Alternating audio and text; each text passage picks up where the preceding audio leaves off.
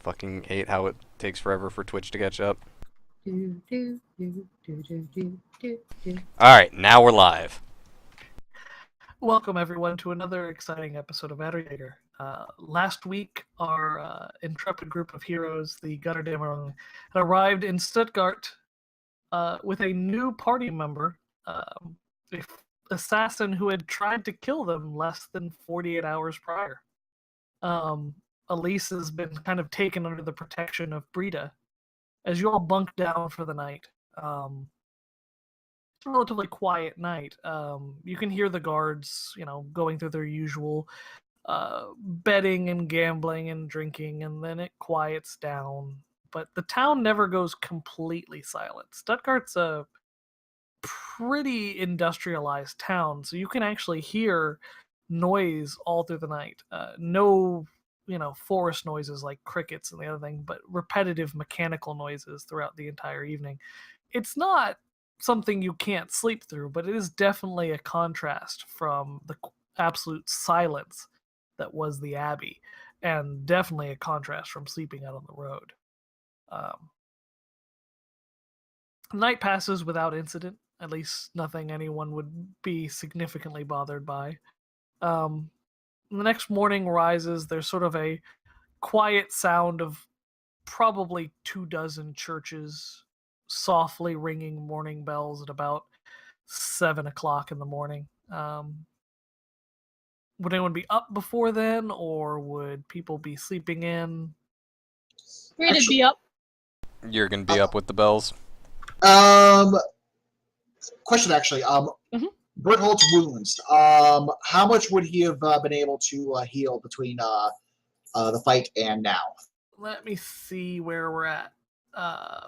He received, I think it was 4 wounds. I think 1, 2, and then 2 1s.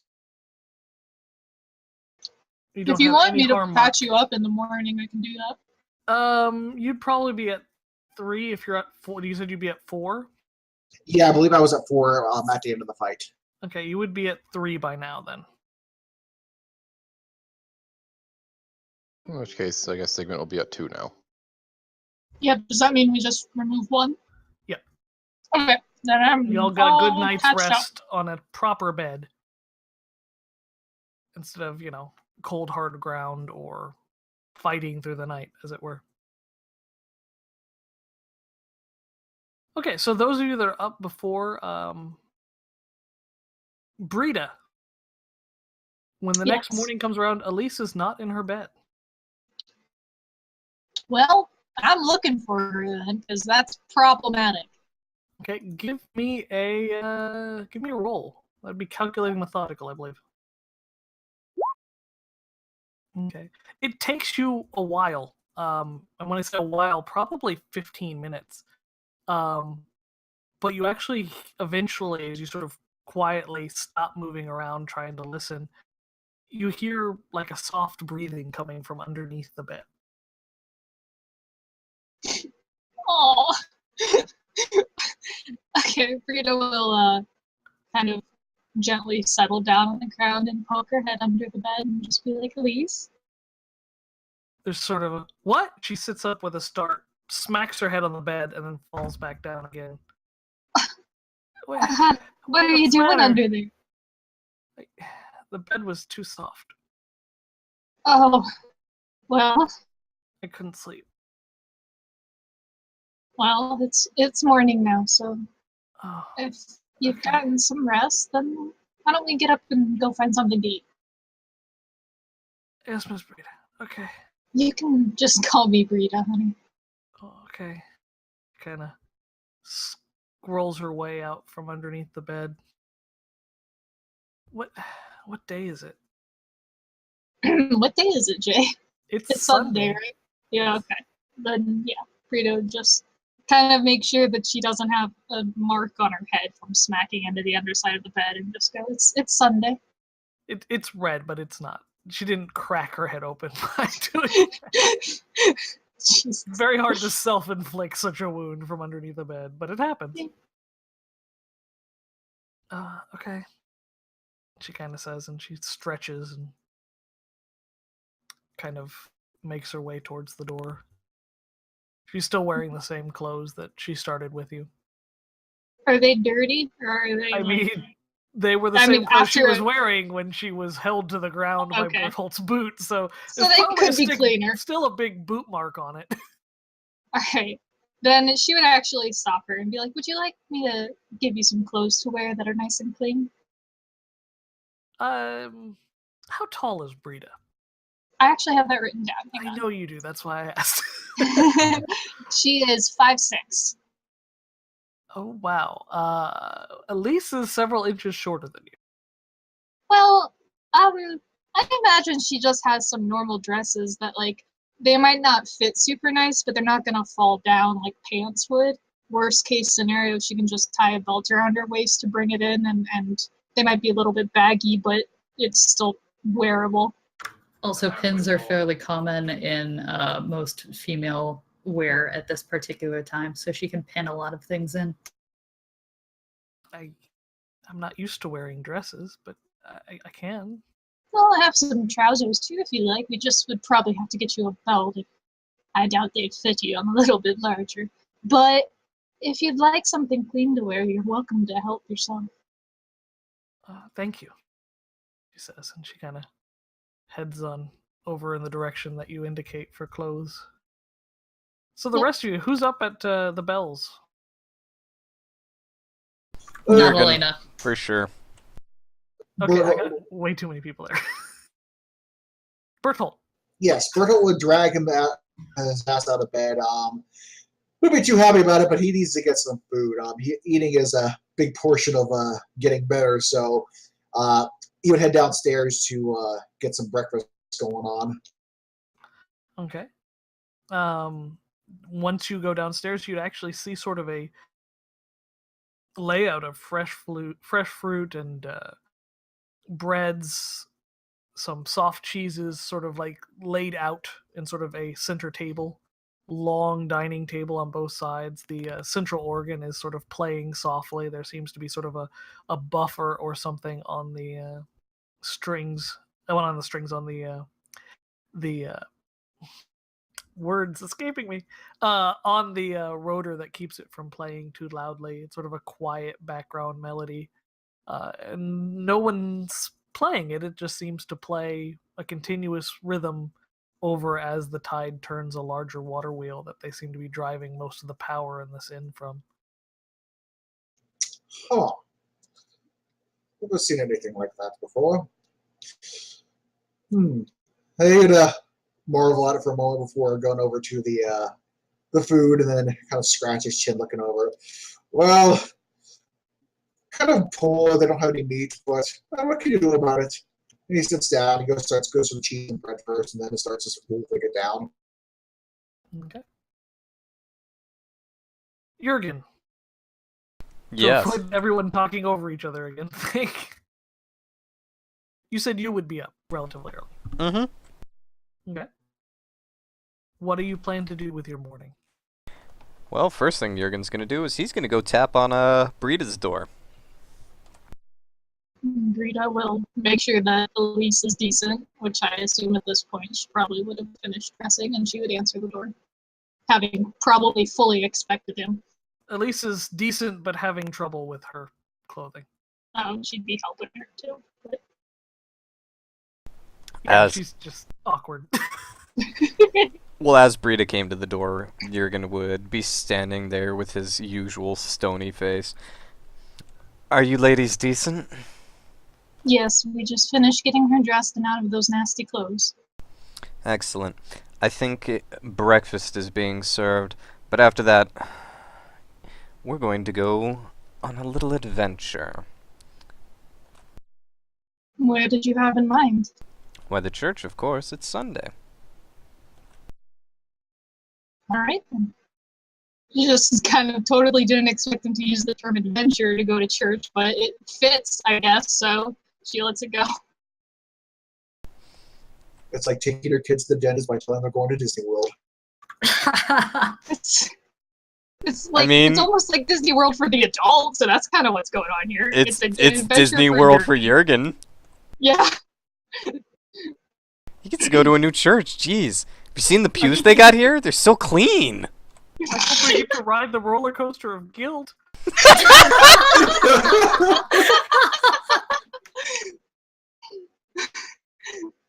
Salvation Mountain is my favorite. Take your picture with Original Sin in the confession booth. 4 for a quarter. Beat down Alright, Mickey Mouse as a pagan idol. Christ. Okay, then yeah. Brita would kind of glance back at Elise and go, would you like to come to church with us? And she kind of gives her a look like, the correct answer is yes. Yes, she says, after sort of a puzzling moment. Excellent. I was sincerely hoping you'd say that. I think some time in the cathedral might do you good, Elise. Elise does not look comforted by this statement. Jurgen looks to Brita. Shall we go get some breakfast? Yes, let me finish helping her get this dress to fit her, and then we'll be right down. Excellent, I'll meet you there. And when he leaves and the door closes again, she kind of turns back to Elise and continues helping her, presumably just like fix a belt around her waist or something. And she goes, he's a very religious man, and you'll definitely win favor in his eyes by just playing along with this morning. And of course, this isn't a voice that is not meant to carry down the hall.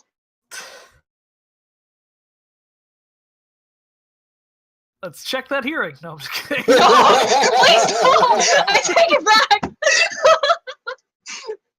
No take backsies. Oh dear. Oh, sorry. fuck you! That's the wrong system. Yeah, just a bit. Anyway, she just kind of nods quietly. She's still not quite sure how comfortable she is with Brita, let alone with Jurgen, and certainly not with church, but she really doesn't have a whole lot of choices, so she follows along.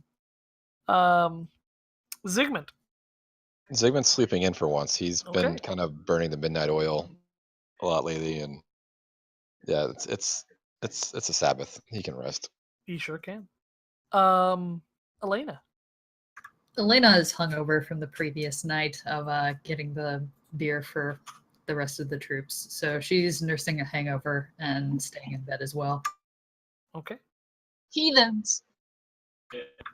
Hey, heathens that take care of their party, thank you very much.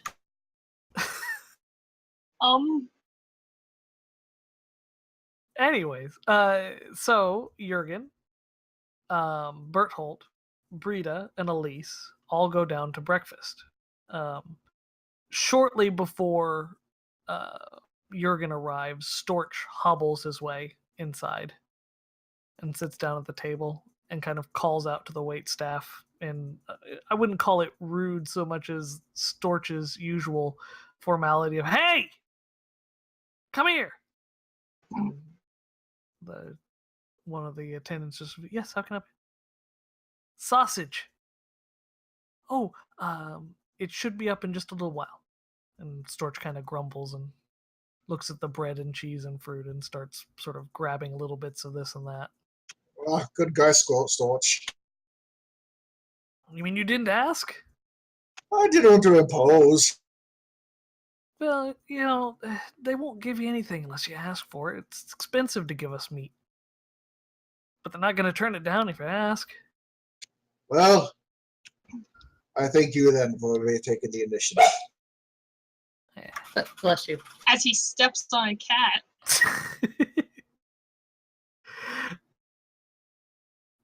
And then Jurgen and Brita and Elise would show up. Brita would not be giving the amazing organ very much attention. You could almost argue that she's seen it before, and she would help herself to a plate of food and find a place to sit down and eat. And she would also glance up and just be like, are you still hurt from the other night? I think I completely forgot to actually look everyone over. she's asking about Bertolt. Yes, sorry. Yeah, your friend there gave me a little bit of pincushion, so some healing would be nice. I'll definitely get on that when I get back from church. My things are still up in my room. I'll persevere. Yeah, I don't think you'll bleed out in the time that it takes us to go there and come back. Elise kind of rubs her chest where she was kind of stepped on and has a seat at another table.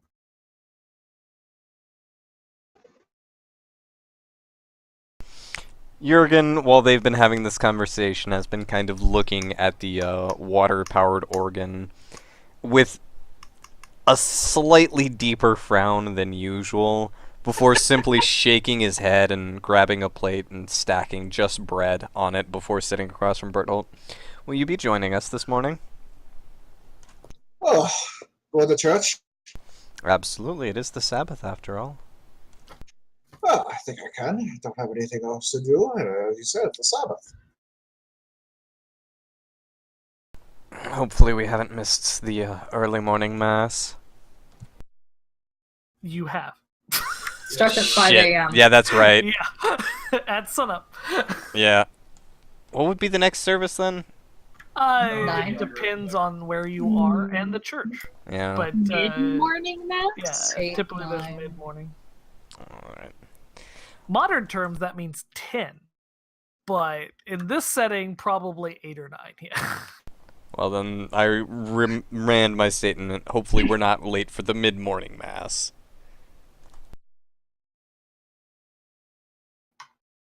You should not. The question is, which church will you go to? That is a good question. There's more than one? Oh my You god, said, like, Jurgen's 12. so excited! There's almost a dozen of them.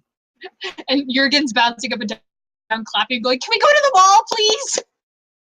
I want to go on all the rides before we have to leave." I want to hear about all the ways my soul's going to burn in hell. You The said dog it! agreed. My bad. Cerberus is calling me.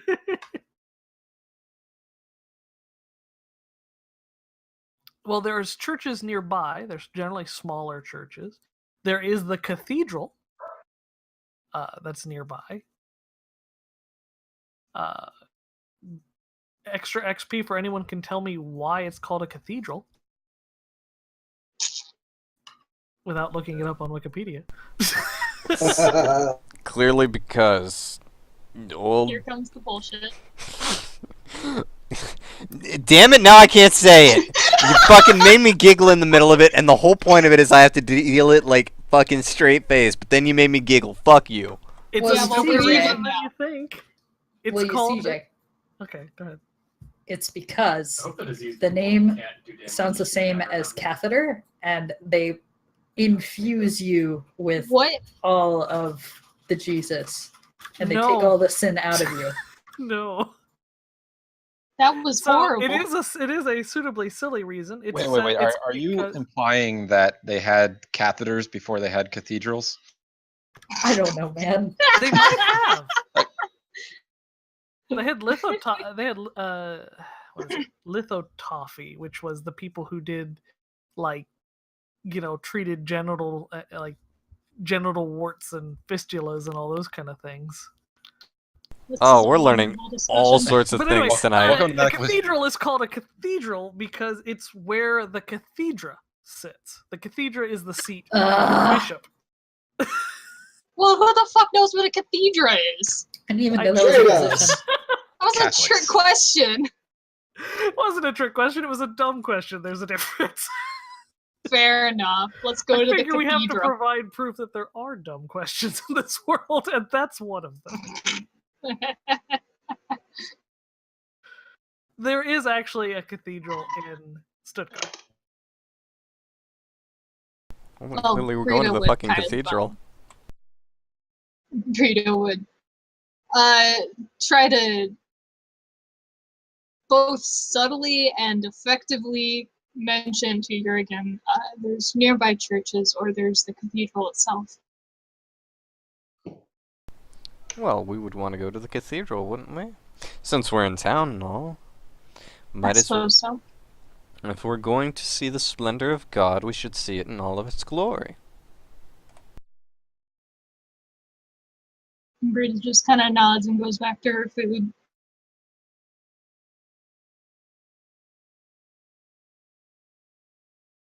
When everyone's done eating, unless you have something else you want to touch on really quickly. Nope. Okay. When everyone's done eating, if you ask one of the attendants, they'd tell you it's a little bit of a walk to the cathedral, but it's probably something you can get to in time for mid-morning.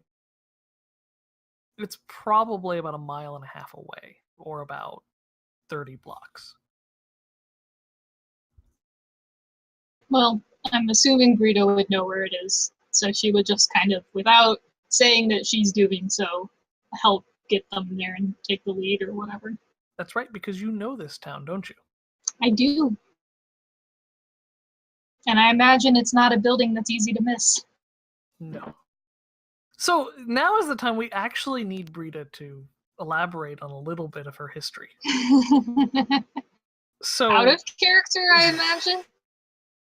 This, yeah, what you would share in character is up to you, but the question comes, would Brita have any issue returning to the cathedral? Brita would have worked there temporarily. I think that's exactly where she met Jurgen, actually. But the people who know her in Stuttgart, in general, are very different from the people who know her at the cathedral. Right. The people who know her at the cathedral don't necessarily know her as a whore, but an ex-whore, and actually a perfectly reasonable human being. She was more eager to run into those folk than she is the other people that she has crossed paths with. So, I mean, at the same time, she doesn't exactly want to open up the can of worms that is letting other people in the party come to understand just how familiar she is with this town, because it goes hand in hand with what she did, and she is really not keen on that being common knowledge. So Jurgen, you know Stuttgart as well? Not as well as she does, but Jurgen has been here before. Okay. I imagine when he was traveling with his previous company that he would have visited. Okay. And that's when you and Brita met up. Yes. All right. As you're walking, most places are closed. You can tell that there are some restaurants that are open, but they almost seem to be more, public house kind of a thing, so that the people have to be served food because they have nowhere else to go. This isn't like, these aren't like major restaurants that are open on the Sabbath. These are places where people don't have a choice. They have to serve food. They have to do some work because otherwise everyone in their care is probably going to starve or go somewhere else.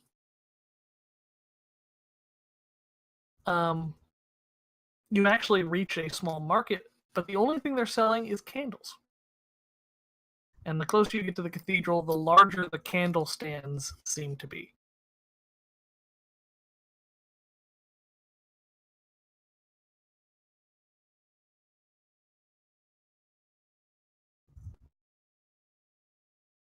Anyway, as you pass by, they're sort of, they're not so much shouting for attention. As you can see, men of sort of different monastic orders sort of competing for the oncoming throng's attention to sell them candles specifically so that they receive some of the funds so that they can do what they need to do. The cathedral is massive, easily one of the largest in Europe at this point, at least large enough that it would dwarf most of the buildings in town. It is still a pale comparison to the Abbey, however. It's nowhere near that almost cavernous internal space that made up the Order of St. Michael's Cathedral. But its bells toll loud and clear now. There's no quiet hush of the morning call. It is now properly morning, and it's expected that everyone is awake and either heeding the call to prayer or not, depending on what their particular preference is. It is sort of a social scene. Outside the front of the church, you have large gatherings of people talking, sort of milling about outside of church before going inside. Some of these people only see each other on Sundays. Many of them coming from different walks of life that would not normally interact with one another. It's sort of a strange social scene that brings most of the town together, but at the same time, there are definitely people here. There's definitely a class divide. There is a certain limit to such social mingling, as they say. And for the most part, that seems to work out well. You have more noble or better known families going in one set of side doors and more common people going in another. And no one seems to be corralling them. They just sort of seem to know this road. They're very used to it. As they enter, though, there's not really separate sections so much as just large pews. Those of more noble blood sit up towards the front in the two cross sections near the altar, whereas the larger central area is where most of the more common folk are sort of sitting and talking as the church quietly begins. No one's talking loud, of course. Once inside the building, they're all very respectful, but that same kind of social setting has made its way inside. As a you are now say your title again, Jurgen, because I'm gonna immediately screw it up and call you the Burger King in German, and I don't want to do that. Isn't it Burgermeister to you? Well, he was the sixth son of a Burgermeister Of Hamburg. Yeah. Oh my Jesus. Which technically makes him Hamburgermeister. Yes, it does. You dumbass. Jurgen's daddy was the Hamburgermeister, the master of Hamburg. At least until there was that big scandal implying that he was a burger thief. I was about to say, is there a hamburger? A burglar. Oh Yeah, my God. Hamburglar. This is All- Jurgen's papers. dark secret. I Hamburger renounce my murderer. title in this game. I'm leaving. Come for the giant monsters, stay for the stupid puns. I mean, would my games be any different? Yeah. Where would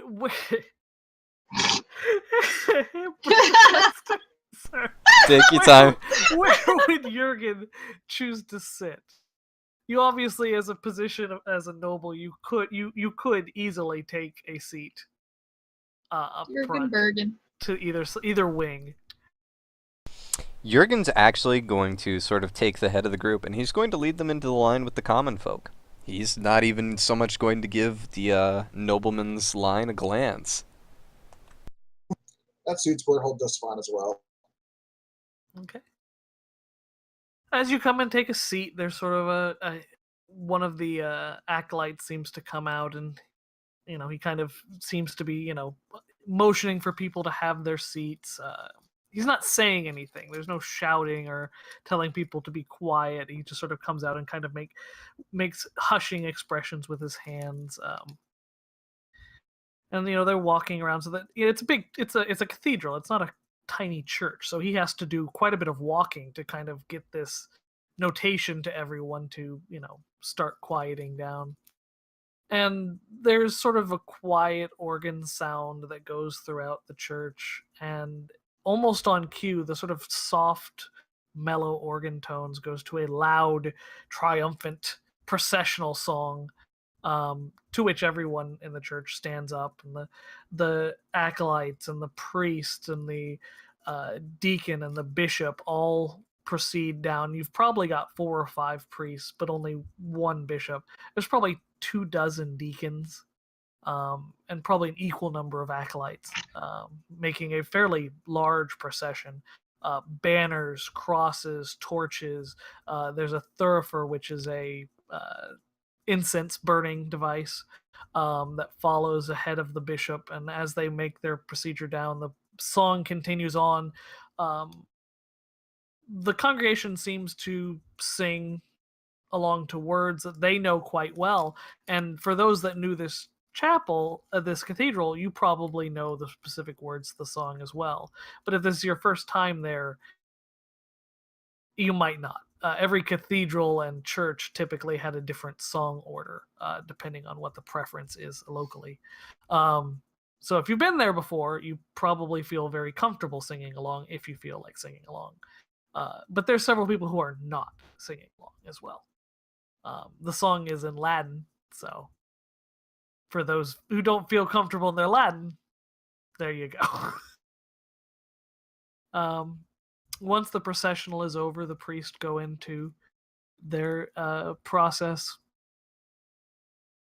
blessing everyone, doing call and response. It's all in Latin. So if you don't speak Latin, good luck to you. Service goes on. There's sort of a call for readers. People go up, they read. That's the only part that actually seems to be in German. The rest is exclusively in Latin. And they go and they sit down, and people come up and they do their readings or they do their psalms. There's various songs intermixed throughout. Communion is sort of signaled by the acolytes going down, and sort of ushers meet them, and together they kind of form an orderly procession towards the chancel, which is the ground that the altar is on. But in this case, there's two altars. There's a smaller, simpler altar, and then there's a large screen behind it, and there's another altar behind that. And it's just visible from the people to see the second altar where the bishop is preparing Eucharist, while priests prepare Eucharist at the smaller altar in front of them. With this many people, there is a near mountain load of bread prepared behind the altar. And as communion kind of goes up,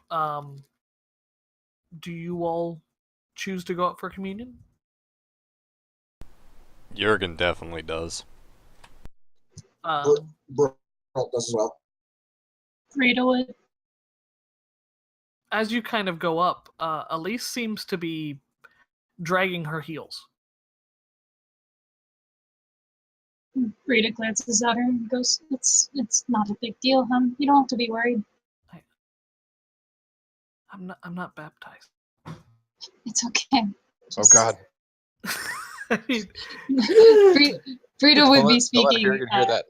Yeah, Brita would be speaking in a very hushed tone that is really only meant to reach her, and just go, "It's just." The priest turned me away because of that. Well, there's no visible mark of it on or not on your body. It's fine. And she kind of looks at Brita and looks at the priests and all the pageantry going up on the altar and goes, "Are you sure?" I'm sure. And she kind of follows hesitantly with Brita, but goes up, and everyone receives communion, as is expected. And afterwards, Brita seems kind of strangely giddy. Wait, did you say Brita does? Not Brita, Elise, sorry. Oh, okay. I'm like, wait a minute, why?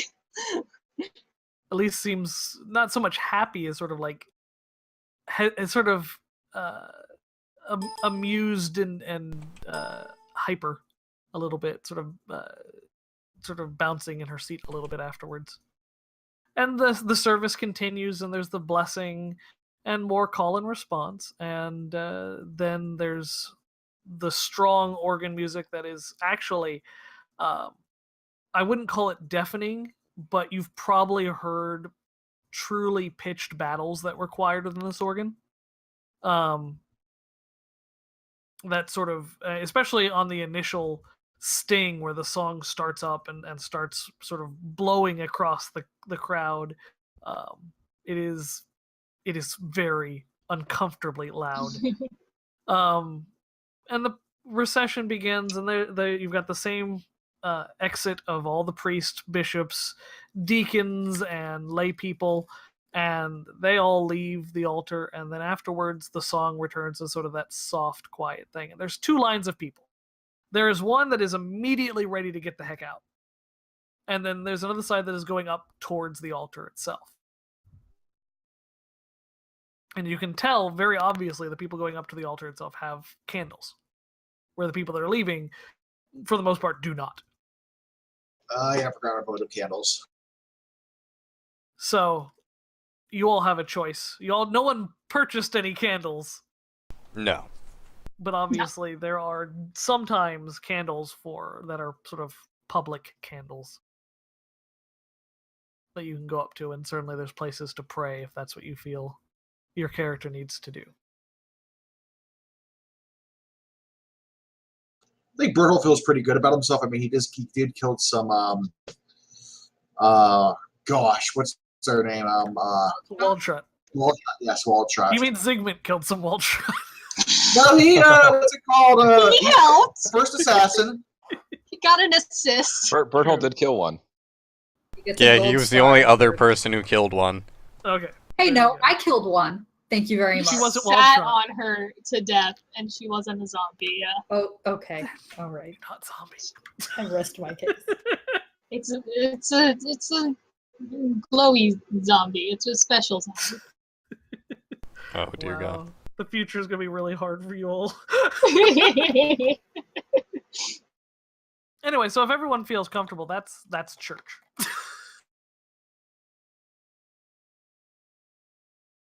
Is Well- there anything anyone would like to do, or As they'd be heading out of the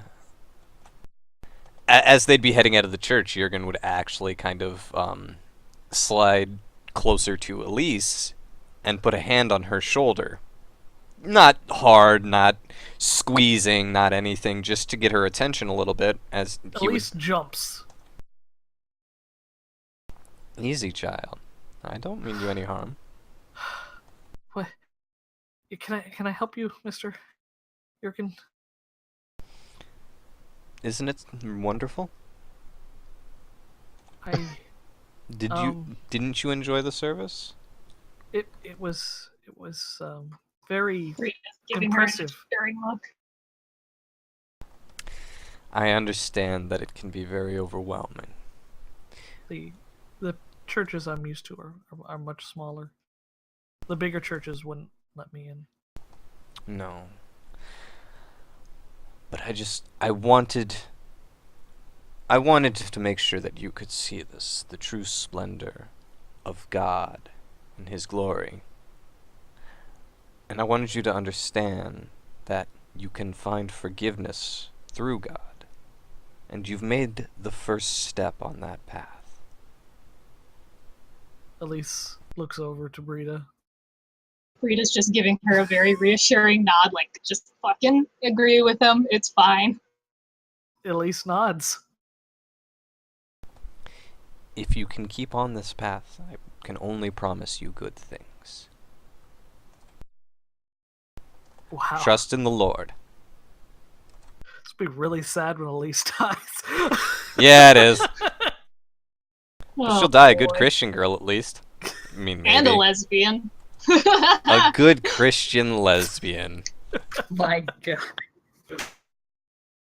I would just like to point out how we have two people here, both trying to convert her into very different things.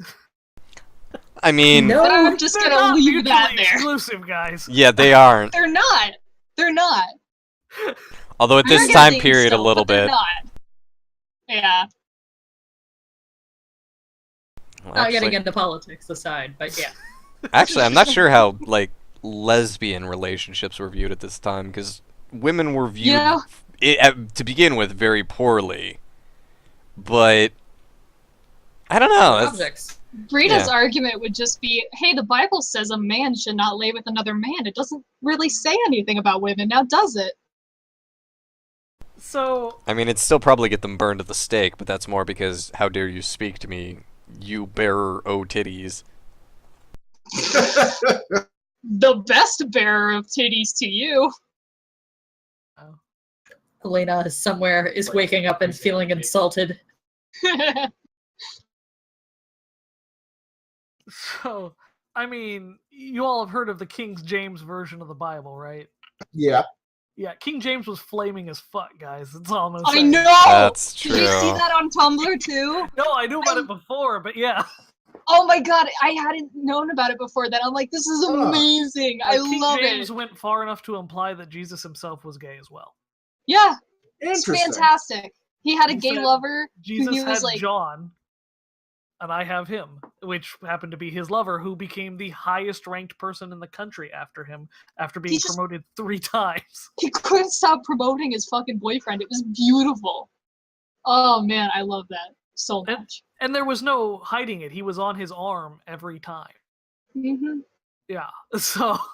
And he had like a secret No joke. corridor between their Now, bedrooms. this was later. That was 1604, if I remember correctly, or somewhere around that area. It's much later than this current setting.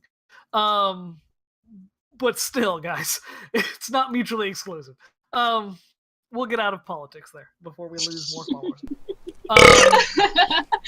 And we lost followers. Yep. Thanks, Locus. Why is that my fault? The burping. I was talking about the burping. That's Okay, yeah, that was my fault. I'm like, he's not claiming that proudly? What the hell? No, I thought I was getting blamed for the political stuff again. Oh yeah, no, that wasn't you. That was totally me. 100%. So that would be the service. What do you plan to do afterwards? There is effectively nothing open. It is the Sabbath as well. I'm sorry, what was that? I said I think that's up to Jurgen. Well, no, after you guys would get out of the church, Jurgen would make sure to thank you all for coming. And he'd be heading back. He's out of character. He's planning on having a conversation with Zygmunt, because Zygmunt found something interesting last night. But otherwise, no, he's not going to hold you here. It's the Sabbath. It's the day of rest. He's not going to hold you to anything. Bertolt, he's not going to find any places that are open, but he would try and find shard tech merchants to go to tomorrow, so he doesn't have to go take time out tomorrow to find places to go shopping. So there's many streets in Stuttgart, but there is one specific street that is quite literally just called Blood Street. And on Blood Street, and this is not hard information to find, in fact, I think even Jurgen could tell you about it, and he's only been here a few times. There is every manner of mechanical shop available. From small, tiny workshops to Collectors Guild facilities to Engineering Guild facilities. And just to distinguish for the sake of world development, the Engineering Guild is generally the people that are in charge of large civic construction projects. You know, power, heating, those kind of things to factories and the like. When I say power, I mean mechanical power, not electrical power. Basically, like for a town, if a town has heating through it, it's because of the Engineering Guild. If a town has street lights of some sort, it's because of the Engineering Guild. But not everyone who works with shard tech is part of the Engineering Guild. I feel that's an important distinction to make as we start moving into that level of technology. Can you draw us a Venn diagram? Or not. Actually, I can. Hold on. Oh boy. Okay, so there's gonna be 2 circles, and then he's gonna draw a dick, guaranteed. Not on stream. I don't think he can. Okay, so this is the first circle, right? And then this, let me get a different color here. And then this is another circle. I'm not seeing it. Hold on. Yeah, we might be on a different page, Jay. Yeah, you are on a different page. There we go. Okay, so here we go.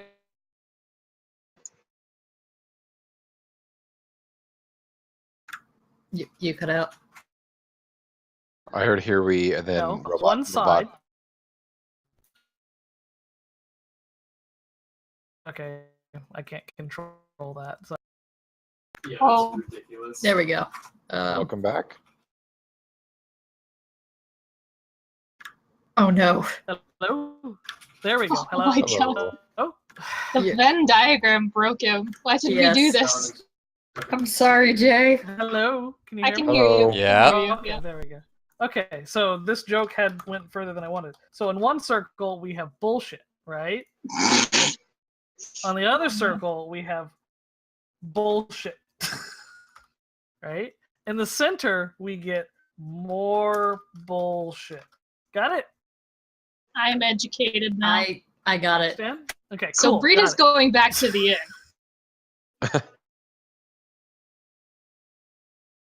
Okay, so you're going back to the end. That's a good thing. And she will go and get her medical supplies and try to see to anyone who she so brilliantly forgot about. Raise your hand if you need healing. Well, I guess it depends on whether Bert Holt goes back to the inn. Yeah, but there's other people there too, in case it's not. Yeah, Burrow would have get some healing done first, especially considering that he's got some urges still. Yeah, that's right. He's still suckling on my supplies. Yeah, so I think that's the question comes down to. Now you're melancholic. That's I mean, my medical your, role, right? It's your medical, yeah. Sorry, I actually was trying to say something and I immediately read the thing and that what. Oh, came I'm out of my sorry. tongue. Sorry, it happens. What I was gonna say is you're not using any stock to heal him, right? Not unless I have to, yeah. You do not have to. Like for This minor is wounds. under like 6. we For said. minor wounds, you don't. Burrow is Okay. noticeably grumpy because of this. She's got the stock like way out of his reach. So it's been, what do you say, about a week since you've had any? Yeah. Yeah. I'm gonna need a what would be the quote of Constitution. I'm going Choleric? to need a choleric roll. All right, you are going to be suffering from addiction pains, The shakes. which means you are going to be -1 melancholic. Grumpy pants. Zygmunt will also raise his hand for healing because literally his hand is still somewhat mangled from the Gulan that they fought earlier. And is that so 2 points of healing then for that success? Mm-hmm. All right, so I do another medic roll for our other friendo. Okay, Oh. sorry. I wasted all of mine on the addict. You're like trying to heal Zygmunt while like kicking Berthold away from the stock. Yeah, that's exactly what's happening there. I have to fight him off with my other hand, and it's very hard to, effectively patch you up. All right. Well, because he was successfully deterred, Berthold would grumpily storm off to go find stores then. Not too pleased that he's not feeling too good and hasn't gotten his fix. Yeah, you're not. You didn't fail it, so you're definitely not at the point where you would like. Your brain is not going to the point where you would want to steal it to fill that need. But Gotcha. you're uncomfortable. You're uncomfortable. You want a fix.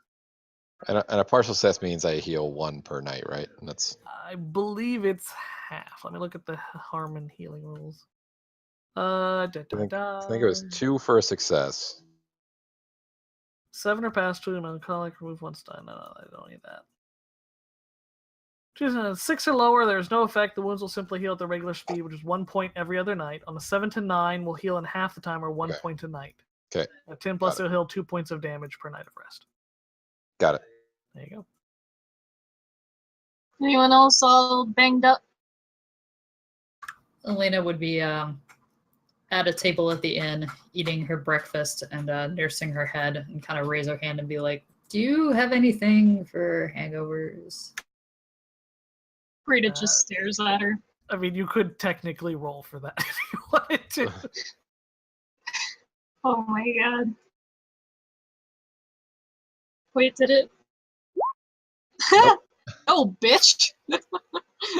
She looks at her and deadpans and just goes, "Drink water." But Can that's I- a success. That was Shit. Drink more ale. I guess it's also Yeah. a success. Why don't she drink some ale to dull the pain? You prescribe a prescription of just pepper oil and Oh god. ouch. Salty milk. yes, Ugh. Oh, pepper oil, salt, and milk to be drank in 3 equal installments. In at least, at most, 5 minutes apart. Elena looks at the prescription, then looks at Brita, and then calls over the innkeeper and asks if they have anything to help with a hangover. And they Rita do. just gives her one of these. Yeah, they come back with a big glass of water.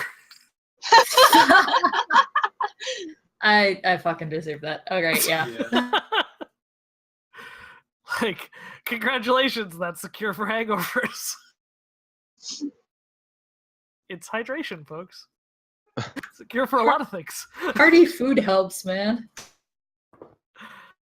once There's no couscous once available. Brita's finished tending to the party's wounds, Zygmunt will kind of gesture everybody who is in the inn over to his table, where he's kind of spread out the help wanted ad, particularly the one for the Great White Adder. You're gonna be right over. And as he sees the ad, he kind of just furrows his brow and stares at it for a moment. That adder looks wrong. It doesn't Curious, have isn't it? armor. It looks naked. I didn't realize they came like that. They don't, to my knowledge. Not one on record has been known without to be seen with us without their plates. It's how they protect themselves from us. Well, then either that's a very easy accomplishment waiting, or wrong. Let's say wrong. Well, either way, it's an adder. We are Aderjaeger. How far away is that to town? And you told me this last week, and I forgot. It wasn't far. It's not just like a day north or something, not Yeah. even. Like this mine, right? It was by the mine. He's muted. I think we lost Jay. I am muted. Hello. Hello. Hi. Sorry about that. Let's go over to the map. I think that's the best place to start. So it was right north here, about a day's travel. Yeah. Maybe half a day if you go fast. Yeah, about half a day.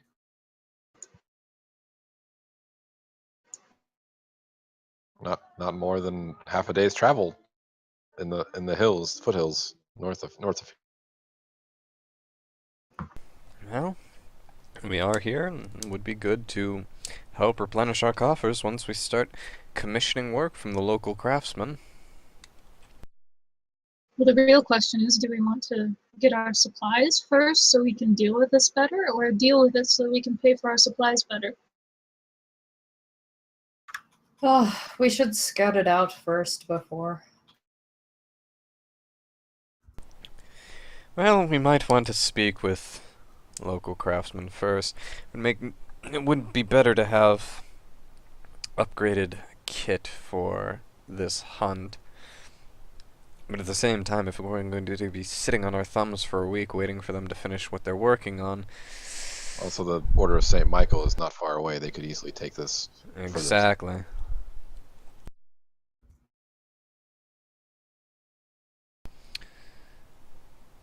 Well, I think it would probably be in our best interest to start our work, and then while the craftsmen are working, that we move out and investigate this adder. Well, Make depending how preparations long it to kill takes it to if get need them be. done. If they can finish in a reasonable time, then it might be better But to do we tackle have it the with that funds to equipment. pay them? it depends. Oh, Excuse me. I'm Out of sorry, are we character. boring you, Jurgen? That was out of character. Church takes a lot out of a man. To be honest, you should have just rolled with that in character.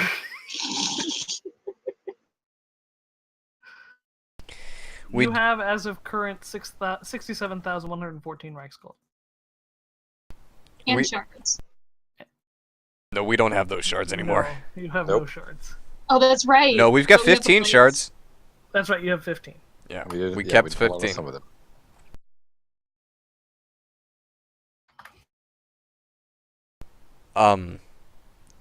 I think our best course of action would be to hand off our armor plate and have some Kletterpanzerung made for the company, and find in whatever weapons people need made. We can discuss with the craftsmen depending on the time that we have available to us. But I think we need to be able to move within the next 2 days. Sounds like a fair time, Fran. As for funds, we have enough for some substantial upgrades, but nobody's going to want to get too carried away. Moreover, we may not necessarily have enough for everyone to get their hands on some Aderwaffe.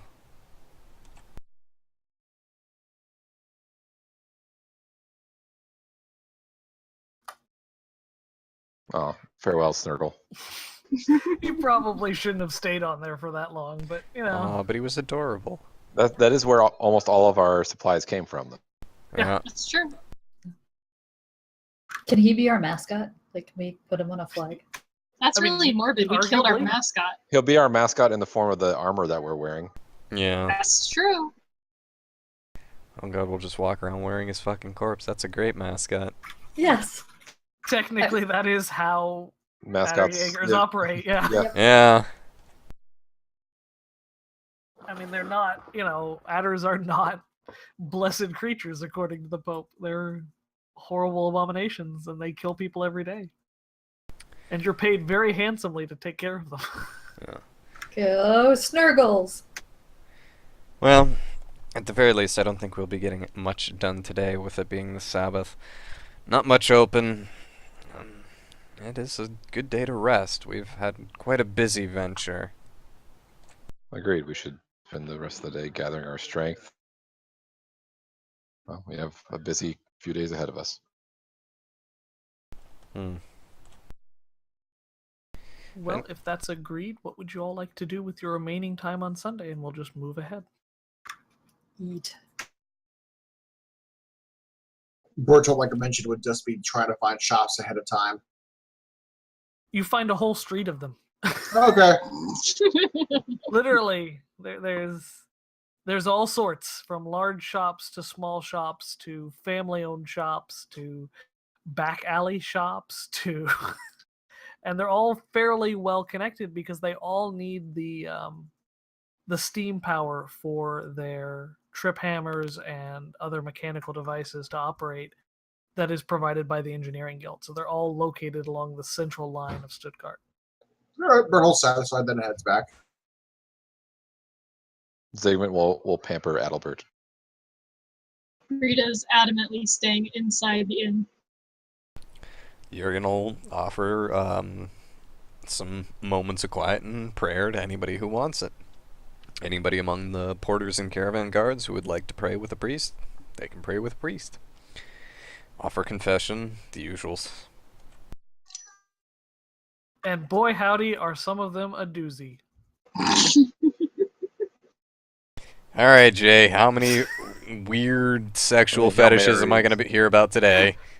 Well, let's roll a circumstance roll and find out. Alright, let's do it. Oh no!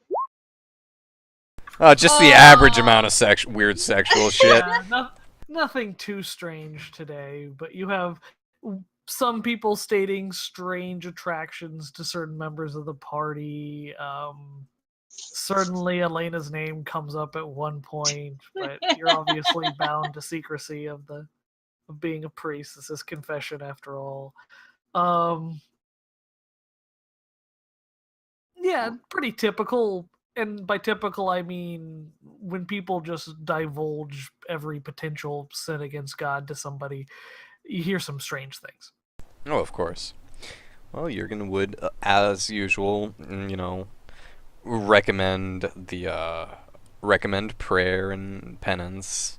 He would even probably gather a couple of the more serious cases where maybe not so much I thought a bad thing as much as I did a bad thing.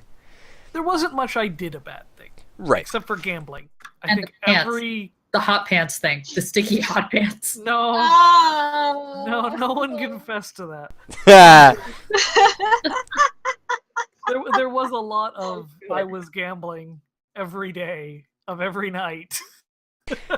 Yeah, but those who had a little bit more serious confessions, he would take them with him to one of those halfway houses you mentioned, and just help hand out food, maybe do a little bit of cleaning. Nothing that they would really object to, but just a little good charity work. It is certainly very effective. You are, however, not the most liked person in the party, though. Well, at least Jurgen's not there to be liked. Self-flagellation. I look forward to the day the circumstance roll calls for that. That'll be an interesting one. Dear. Okay, so Sunday goes relatively quietly. Elise, for the most part, keeps to herself. She doesn't seem like she's trying to get away so much as she doesn't really yet feel comfortable with most of you. She certainly still looks a little awkward since the clothes don't really fit her very well. And she seems kind of bored more than anything. Storch, well, Storch does what Storch does best. He sits and drinks and tells stories and talks about, adders that, run on two legs and have wings and breathe fire and all sorts of things. Ridiculous stories. Things that anyone who's hunted adders for very long would say that just does not happen.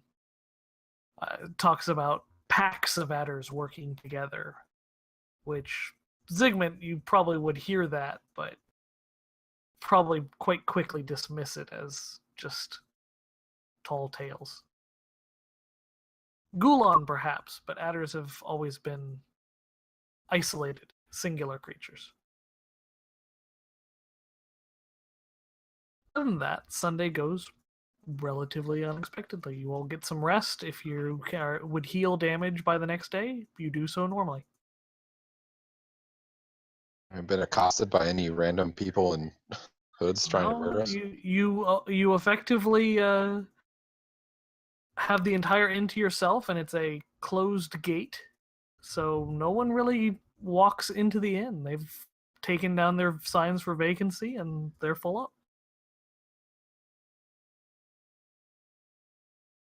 So no one bothers you. No one even comes into the inn. There's no deliveries to the inn on this day because it's a Sabbath. So, for the most part, it's a very quiet day. Your dinner and lunch are very simple. A beef stew and trencher, plenty of bread, plenty of cheese, but for the most part, nothing to write home from. No, large pig, suckling pig on the table kind of a feast. Just sort of simple, filling meals, but nothing to write home about, really. Overall, your day is quiet, restful, more than anything. Next morning, the normal morning bells ring, softer and louder as the day goes on. What's the general waking up order here? Elena will be up pretty early. Rita's probably going to be up fairly early again as well. Jurgen would be up the earliest because fuck you, I need to show you all up. Wow. God damn. Bruno will be up with the bell. Okay. Jurgen would probably be up with the first bell and dawn. Zygmunt? Zygmunt will, I guess, wake up somewhere in the middle. Like definitely not before first light, but somewhere. I think the shortly after real first. question is, does anyone plan on leaving before most of the people get up, or is everyone going to generally go down, have breakfast, and wait for the party to kind of congregate before separating? The latter. Yeah. Ladder. Yeah. So yeah, I would like to have a game plan what to do with our supplies. Okay, good. Sounds good. That's really what I needed to know. I'm not concerned about who is the earliest riser. That really doesn't concern Don't worry, it's Jurgen. me. Jurgen gets no more my than 3 hours. penis Jurgen is the doesn't biggest. Yeah. Jurgen is secretly sort of dead. Yeah. He doesn't have to sleep. He just pretends to freak people out when they come to wake him up. They go into his tent and just he's sitting there, and his head slowly turns, eyes wide, unblinking. 180 degrees. Yeah. He's fucking Owlkin. And then he Secretly starts. Waltron. Then he starts Disturbs my rest. just Oh, spewing God. pea soup all over the place. Oh my god. Anyway, so yeah, breakfast is again simple. This time there is meat though. There's definitely some cured pork back. No sausage though. Unfortunately, they seem to have used that up earlier than expected. There's morning deliveries at the inn as bread and cured meat is brought in for the rest of the week. Not being the Sabbath, they're free to receive deliveries. You actually see a few people walk into the inn, a few more people for breakfast. They're not people that are staying at the inn, but they're people that, have come here just to eat, effectively, because it is a tavern as well.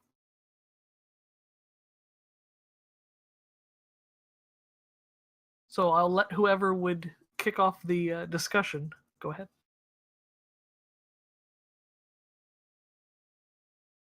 So Zygmunt will just kind of gesture to Jurgen, and who I'm assuming has the horse accounting supplies on hand.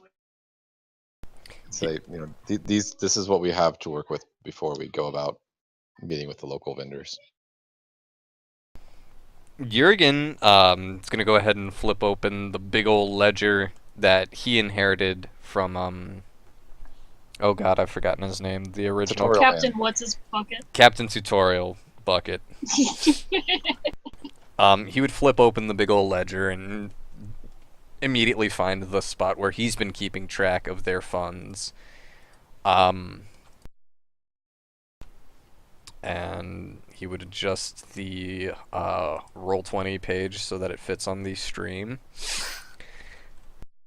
We currently have about 270 pounds of armor plating and 15 shards to our name. As for wages, well, Jurgen kind of flips a page. We have more than enough to pay for the company's wages for a year, he says a little ambiguously. But going by the prices in Forsheim, it might be enough for a single piece of Adavaffa for the entire company, although we might want to see about negotiating better deals if possible.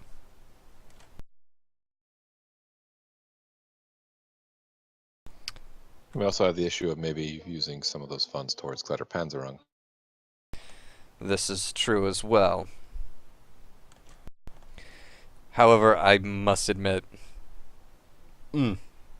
excuse me, I don't know the prices for Kletter Panzerung quite so well. I would definitely want to speak with some of the local armor smiths before. In Forsheim, I was quoted 10,000 per. Oh, well, again, perhaps a piece for each of us. That would leave, you can sort of just counts in his head, it would leave more than enough to pay for the company's wages and foodstuffs for some time. Although, one thing we may want to consider if we are to pursue this hunt in north of Stuttgart. There are other supplies than just Kletterpanzerung and Aderwaffe. In recent memory, of course, we saw the chains in action. Those tremendous chains in Forsheim. They were very effective at bringing the Ada down, if not implemented the most... You're going to sort of pauses for a moment to think of an appropriate word. The most safe manner. I would certainly want to avoid a disaster like that in the future, but at the same time, it did bring the beast down for us to deliver a killing blow.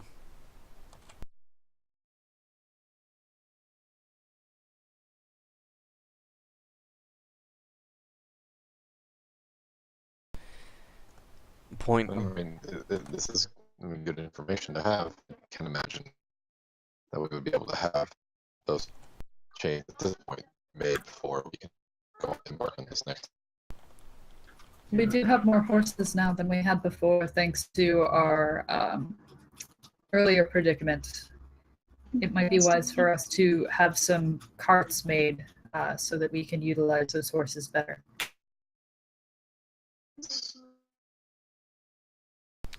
Well, thinking that we'd have to rely less on the engineering goods.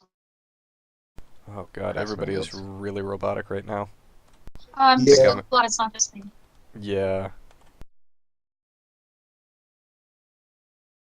Do we want to take a quick moment and just all restart our voice connection? Yeah, I'm gonna do that real quick, so okay. 1 sec. Technical difficulties, folks. Okay, hopefully that helps.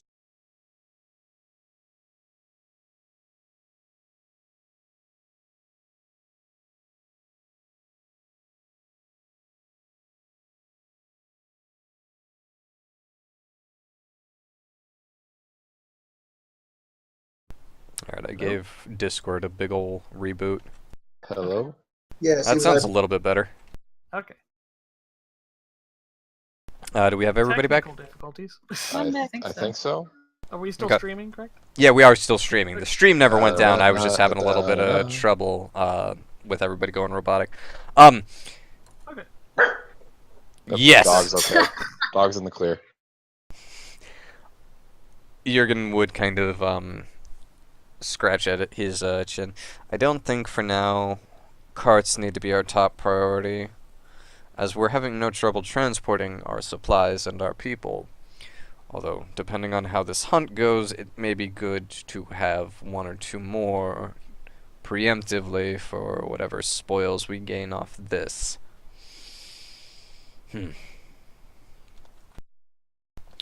And to avoid an issue last time with the collections guild in Forsheim, we may definitely want to set aside a chunk of change to pay them up front rather than pay them in product. Aye. Sounds like a good plan. Do you remember how much they originally would charge for collections or processing? What's in it? Something like 10,000? It was 25,000. Yeah, 25,000. So let's earmark 25,000 right now. We can do that. That would leave us 42,000 with which to spend. Less if we want a couple of carts. And be mindful, we are going to have to make choices as to who would receive their Kletterpanzerung or Aderwaffe. Now, I'm fine going with my armor as is for now. At the very least, I think I can manage through this hunt on what I have. One thing I think we might want to prioritize, Brito, please don't take this the wrong way, but your rifle, your gun had trouble penetrating plate last time. I think it might be prudent. Agree. I think it may be prudent of us to prioritize an upgrade in that respect. I'll second that.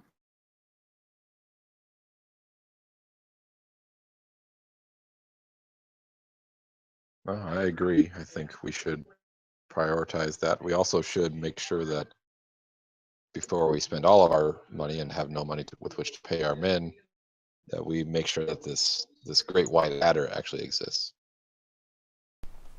Well, if we Yes. earmark 25,000 and the hunt turns out to be, much of nothing, 25,000 will still be a substantial sum on which to subsist. Good. We can always send Elena to go scout it out for us while we work on finding merchants. Indeed, you could. But I would like some payment first.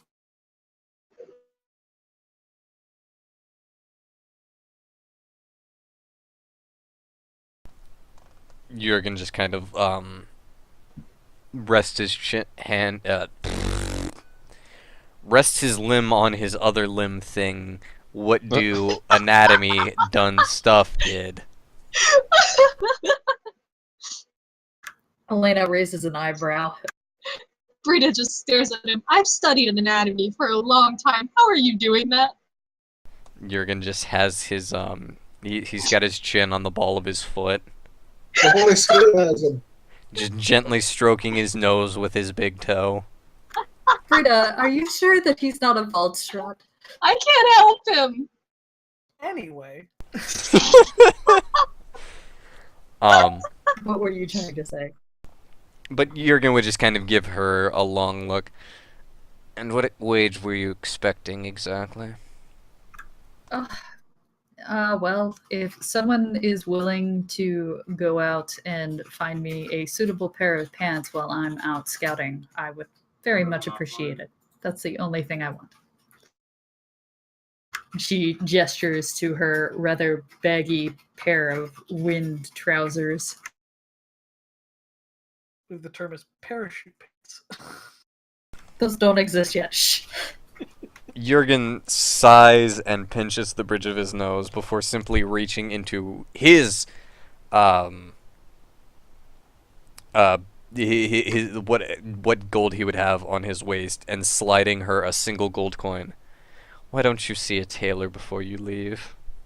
It is still going to be a half-day travel up north. Fine.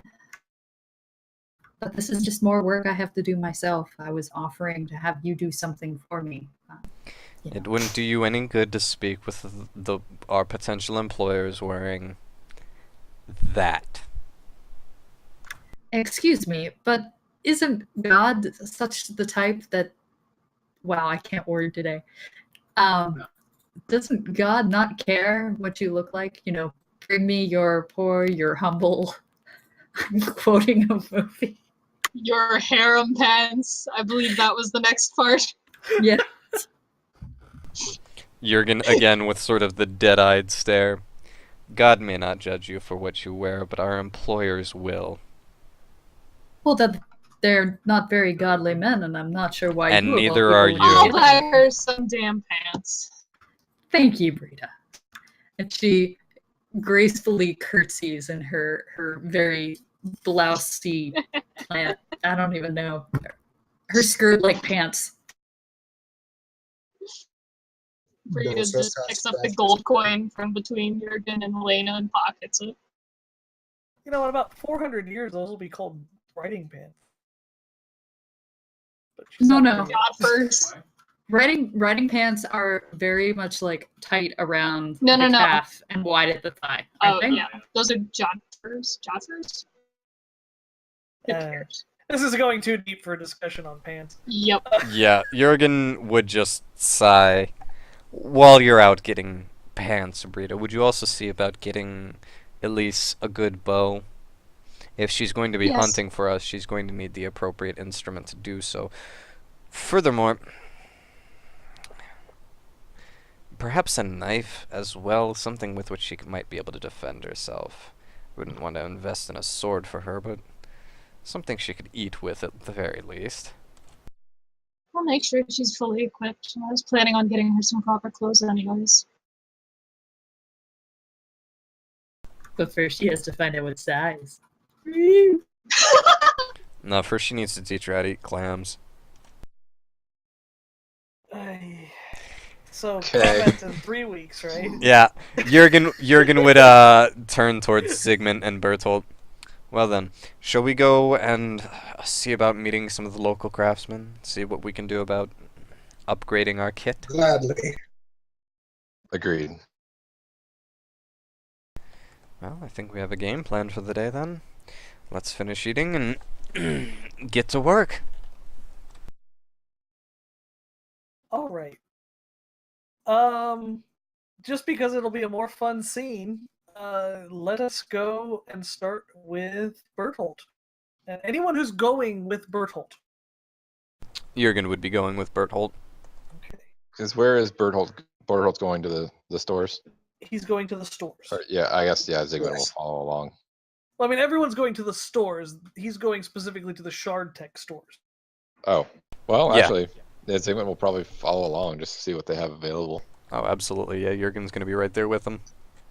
Is that as they are walking there, Bruno say, after visiting the St. Michael's and seeing the laboratories, I've just been fascinated by the work they've done, and I obviously won't find anything of that caliber in these shops, but I think that implementing this kind of technology into our gear would see our efforts just bear far more fruit than we have in the past.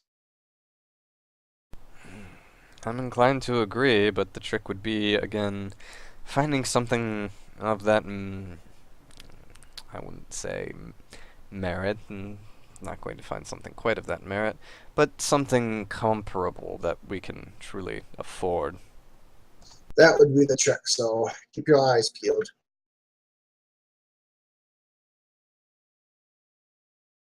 So, what style shop are you looking for? Because there's probably 300 in town.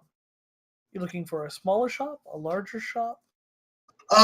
Basically, Berthold would, I correct me if this logic is incorrect, he would try to find something that's midway between, essentially something that would signify a more personalized approach, a more kind of like, because larger institutions would be more geared towards not necessarily mass producing, but just more of like a larger, like almost like an assembly line versus like a smaller shop.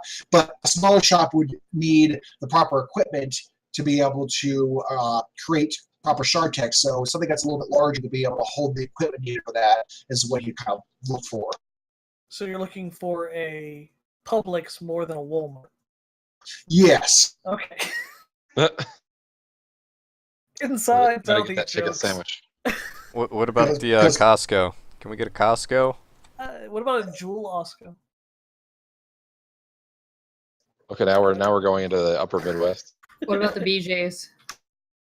Oh, that's Oh, a- God. Well, yeah, you'd have to ask Brito Don't about that remind one. me. We've Oh got a my high God. V. Well, I mean, if you want to be directed towards the red light district, that's one thing.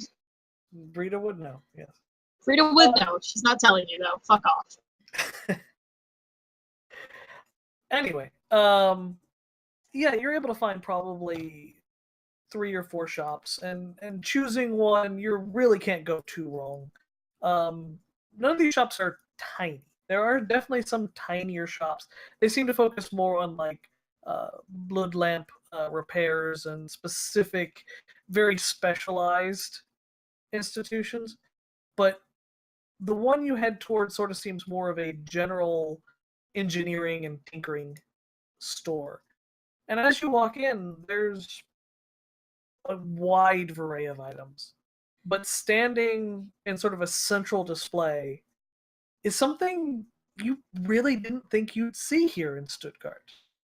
It is a set of Kletterpanzerung, but it has the strange tank on the back that you saw for armor at the Order of St. Michael. Bertold's jaw would drop, almost like he'd almost get giddy at the sight of this. He'd like point to Zygmunt. He'd say, Zygmunt, that's what I saw back there. Zygmunt kind of perks up and looks. This is almost exactly what they're looking at. See how they have the shard capsules in the back? Oh my God. Now this one is a little differently than the one you saw there. In fact, instead of being a reinforced clear tube that had two cores in it back at the Order of St. Michael, this is just sort of a single one that's arranged sort of at the hip, almost like how you'd expect a pouch to be hanging. And it seems flexible with tubes running out of it that seem to go to sort of articulated sections of the legs and arms. It's unmistakably Klitterpanzerung because it's got the sort of modular armor clips that you're used to seeing that can hold in large pieces of outer plate. But you notice something really specific. It doesn't have them on the arms or legs. It's just the chest, groin, and shoulders that seem to be able to take plate. Huh. At this point, Berthold's getting too curious to not, like, find somebody and ask what this is. So maybe I'll just comment and be like, it looks a little exposed. Yeah, On but the extremities, at least. But there has to be the quality of work in this suit right here. They would not. It'd be madness for them to not have a particular reason for doing this, and I must know. As you're sort of hanging around, one of the shop technicians walks over to you. Hello, can I help you? Yeah, guten Tag, sir. I have seen work like this before, but I have not been able to place what exactly the kind of Klitterpanzerung this is. Could you explain what this is? Oh, of course. This is our improved mobility system. It's actually developed from a set of mining equipment, so that they could handle long 3-meter drills by themselves. They were not armored, of course, and obviously they were suited really more towards increasing the speed of production, but these are specifically built to accept armor. Unfortunately, because of the nature of such articulation, it can't handle the added armor that a full Klitterpanzerung usually accepts. So you mentioned added mobility. Like, could you elaborate? Yes, it's able to carry about 160 pounds unaided.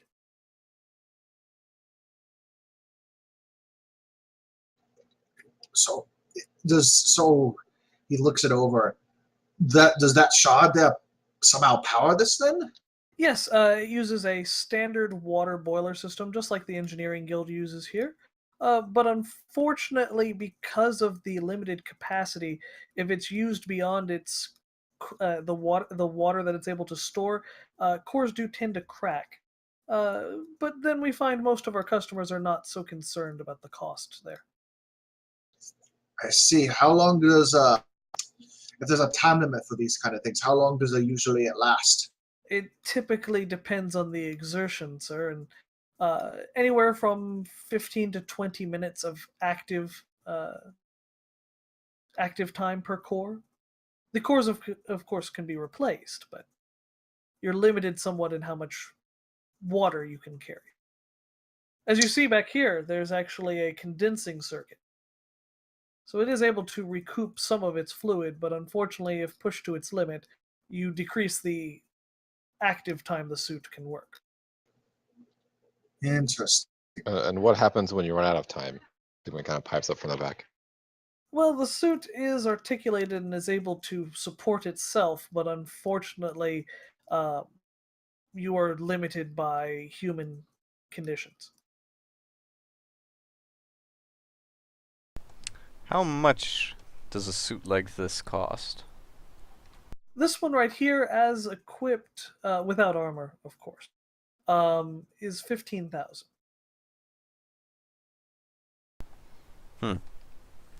And for the armor? Well, that would depend on availability of plates, sir. But typically it runs anywhere from 7 to 10,000 per plate. Jurgen kind of nods along, doing sort of the mental math. You mentioned that they usually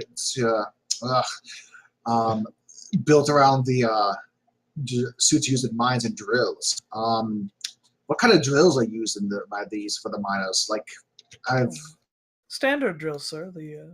He kind of walks over to a wall and points to a probably about 9-foot long piece of basically surface hardened steel that's looks like it has a chisel tip on one end.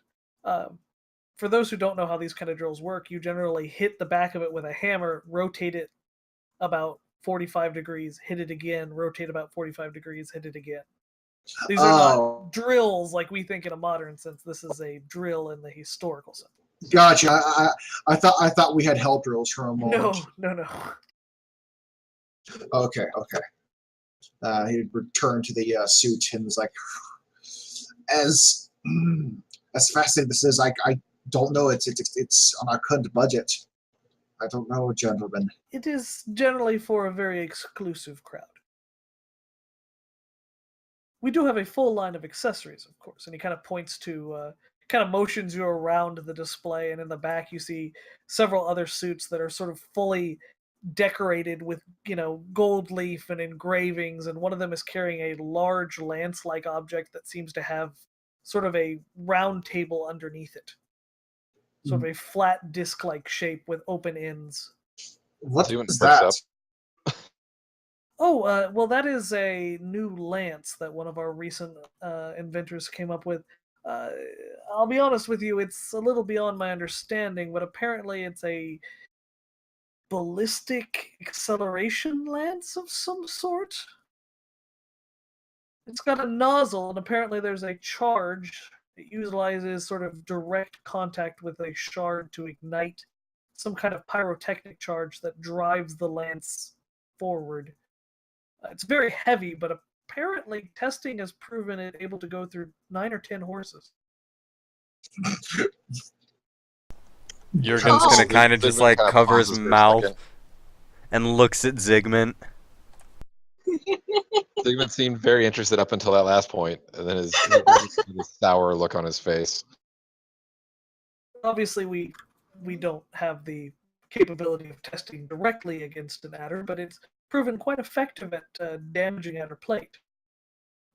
It's somewhat hard to test its effectiveness against a real adder without field use, and there haven't been that many takers. It is, Stuttgart is a little out of the way for most of the adder hunters. How much is that? The lance? Yeah. Oh, that would be 28,000. Would you consider a discount for reporting the results back to you once used against an actual adder? Well, that would be very valuable, but that would not be a significant discount. You see, that you have to understand the cost is in the resources, sir. You're using multiple shards, the charges. This is a unique reloading system. It all has to interlock and then stand the force. On top of that, it's far too heavy to be carried by a single person. Without the articulation of the armor, it is simply unwieldable, except on perhaps the heaviest of war horses. So he gets kind of this like just knowing smile. Can I hold it? Sir, it's about 120 pounds. I didn't ask how much it weighed. I asked if I could hold it. Unfortunately, sir, we'd have to have someone mount the armor to hand it to you. I don't have the strength personally, and these are for display only, of course. Right, of course. Unless you were willing to provide a shard for the demonstration.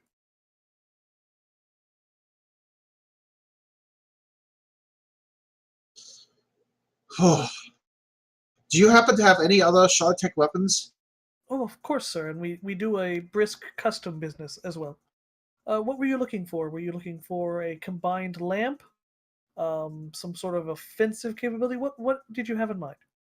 Well, personally, my weapons of preference is a poleaxe, and I was considering, at some point, wanting to utilize shard tech in a similar weapon, but I'm open to suggestions and ideas if you have any. This is a new field for me. Well, there's many popular things. Most commonly, we deal with people who want blood lamps installed into the weapon. It's simply convenient, especially on two-handed items, to have an additional light source. but we've seen some very strange requests. Some prefer more mechanical articulation. Um, we've seen dual-bladed systems that articulate, though I can't quite speak to their effectiveness. Unfortunately, because we are a little out of the way, once we sell items, we don't typically get many reports back. I see. But at the testing, they worked quite well. But of course, sir, every time you increase the mechanical capabilities, you increase the chance of failure, sir. I understand that. There is also, of course, the regular reoccurring cost of shards to power the device.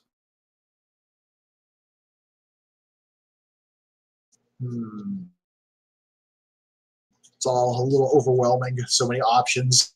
But it's also so expensive. I mean, it's Zygmunt is like walking over and like trying to like pick up this lance, like just hold it in his hands. That would be a choleric roll. oh god. Like obviously being somewhat gentle, like he's not gonna like just like heft it up, just like Right. and like bench press it. But You're not gonna horse. yeah, I'm squat not. I don't want to like. Yeah, I don't want to just like throw it up and like at risk of like throwing it across the marketplace or anything like that. it? Okay. Yeah, you're able to lift it up. It is heavy. It's not something you couldn't move, but you definitely don't feel you could carry this into combat unassisted. Right. Like this is something that would need. Yeah. Okay. It's like carrying a tree trunk. It's Right. not only bulky, but it's heavy. It's possible, but it's not effective in battle. Of course, you would be very slowed down, and against even an adder, you would basically be giving up the ability to dodge for having this item. And even Adelbert, grunts. horse of note, would strain under you and its weight.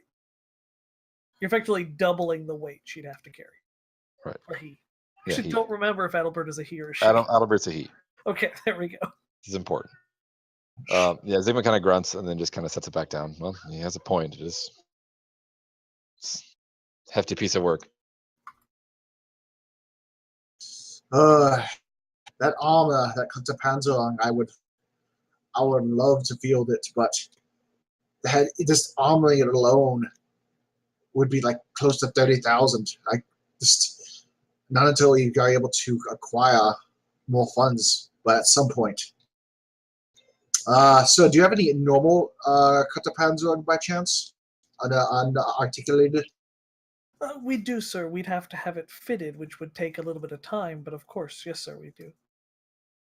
How much would you be quoting for that service? It depends on how elaborate you'd like to be. A simple metal shell is quite simple to produce and be fitted, about 7,000.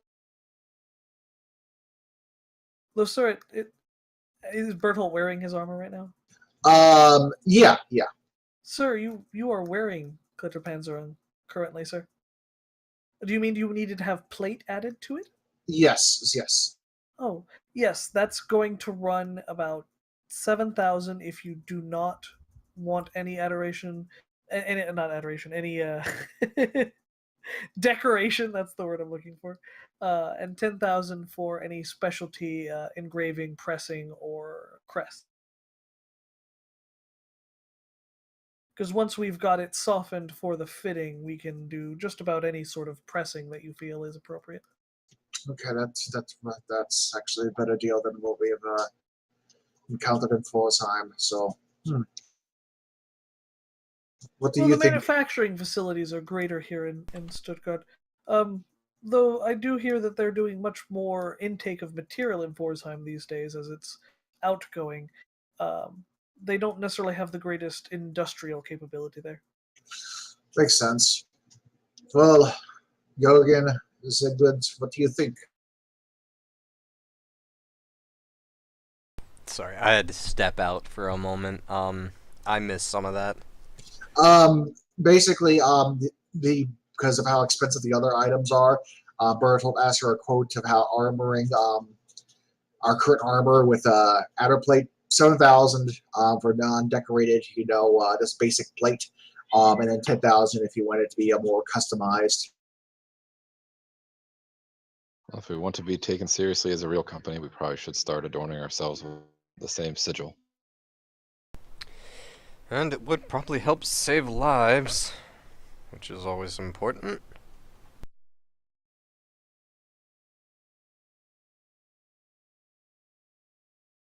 How long will this service take? It will take about 2 days per suit. We can Berthold, accept you're more- about you're 2 more suits at a prone. time. So, Berthold, you're more prone to to throwing yourself into the fray than most of us. Well, that's up to you.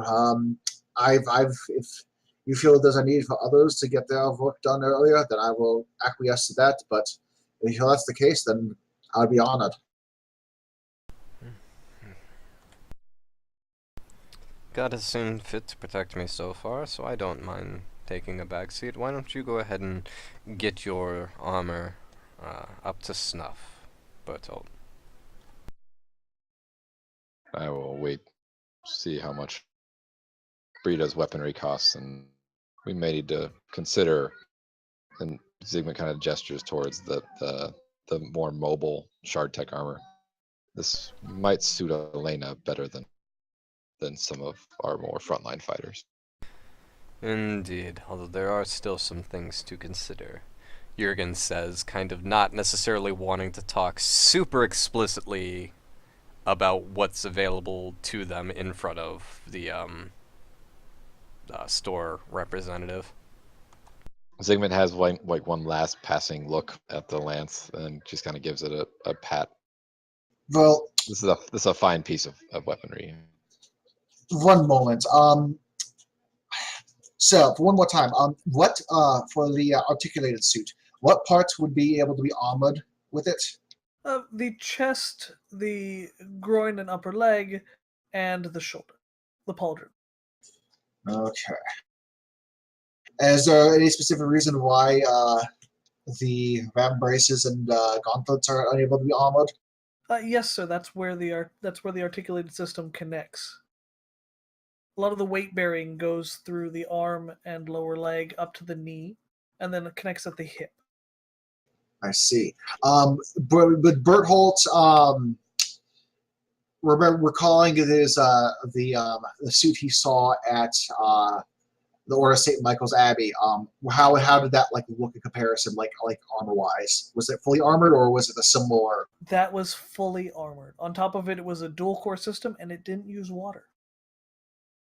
We're gonna go back to the Abbey and steal this, aren't we? Yeah, but did it have 1080s and an SLI? Yes. Doesn't Well, matter. shit. The question is, can Elena lift it? No, I don't think you can sleight of hand a suit of armor. No, she'll con artist it. Oh, gosh. Yeah, that's exactly the role you need to be making against the Order of St. Michael. Oh my god. Jurgen's Well, I represent the Pope. You're not gonna get saved if you do that. The whole party's gonna join in and be like, "She did what? All right, let's go get the news." Oh, well, I don't know. Berthold wants that armor. So, moving on, since you all don't seem to be making any direct purchases yet. Well, hang on. Well, I think Okay. Yeah, Berthold's- Berthold. God. we've given you permission. Yeah, I know. The account, He's trying- Yeah, the treasurer, and the I don't know, acting I'm president. your Yeah, Einführer. Acting president. No, I like President Zygmunt better. Yeah. He's not a Cheeto. Zygmunt. Out of character-wise, Jay, if you're able to reveal this, what's the protection of this articulated suit versus normal outer? Okay, it's a pure numbers game. The articulated plate, the shard tech armor. Let's just call it that. Okay. The shard tech armor or shardabitra armor is something where you basically can take on these almost. You can use shard tech weapons, not minor shard tech weapons. I mean major shard tech weapons. We're truly getting into the Monster Hunter kind of silliness as far as tech stuff is concerned. Gotcha. Gun lances, the actual Monster Hunter bow, which is basically firing like a 9-foot long serrated spike kind of a thing. switch axes, those kind of things. Things that are not something you could carry logically with the existing tech. But Gotcha. you take it, you basically have a limit. You can get only 3 points of armor total. That's it. And what's the limit of the amount you get with normal collector Panzerung? You can get up to 6. Gotcha. And this is not deflection armor. This is regular armor. So that's decrease in damage. So the articulated armor lets you basically, I don't want to call it a glass cannon because it's still a lot of protection. Well, potential protection. It's upgradable to 3 points of armor. Actually, 4 points of armor. I'm sorry. You start off with 1. Regular Clutter Panzerung starts off with 1, and you can put 5 plates on it.